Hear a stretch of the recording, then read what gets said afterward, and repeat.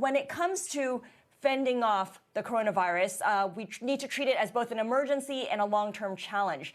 And you take a look at some of the long-term challenges that we'll need to address over the next 12 to 18 months.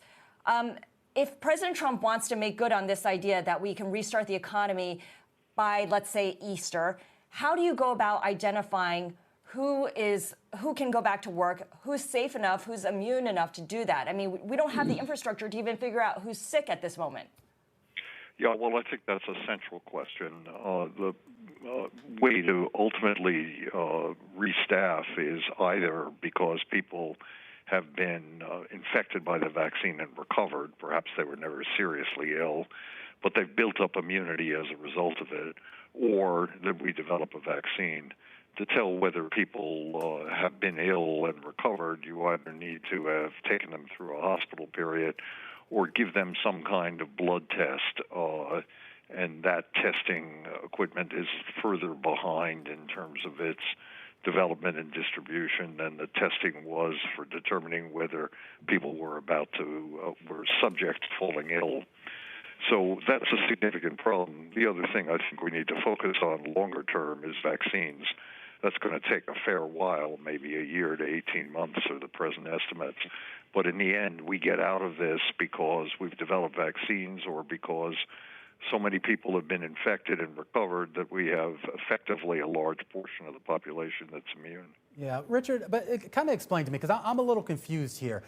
What do we know about the infection rate here in the U.S.? Because I'm not clear how many tests have been done. I'm not sure that the tests that we've done in the U.S. are proportional with what other countries have done.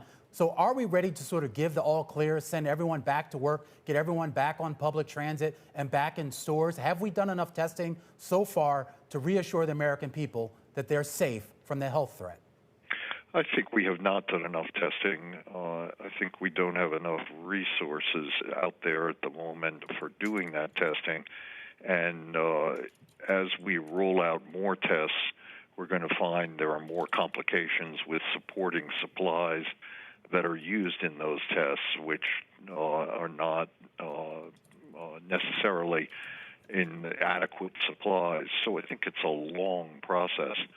I think the problem is we're like a patient that's on some medication, and the medication is doing good, but we don't quite have enough of that medicine available, and the president is proposing not giving enough time to use it. And when the patient gets out of bed, you can expect that there'll be a recurrence in this circumstance because we just don't have any assurance that we've repressed the fundamental pathogen well enough, the virus, so as to keep it out of our society. So there's a fundamental problem, I think, there, and it's, in my opinion, too soon to go back, to make an attempt to go back to normal life. I'd add, if you value the economy above all else, even if you value that more than other things, the practical reality is that if the virus is still very present and people are falling sick, that will cripple the economy as well. So you can't even make the choice, well, I just value the economy more, because it's unrealistic, I think, to think you can restart everything in that circumstance.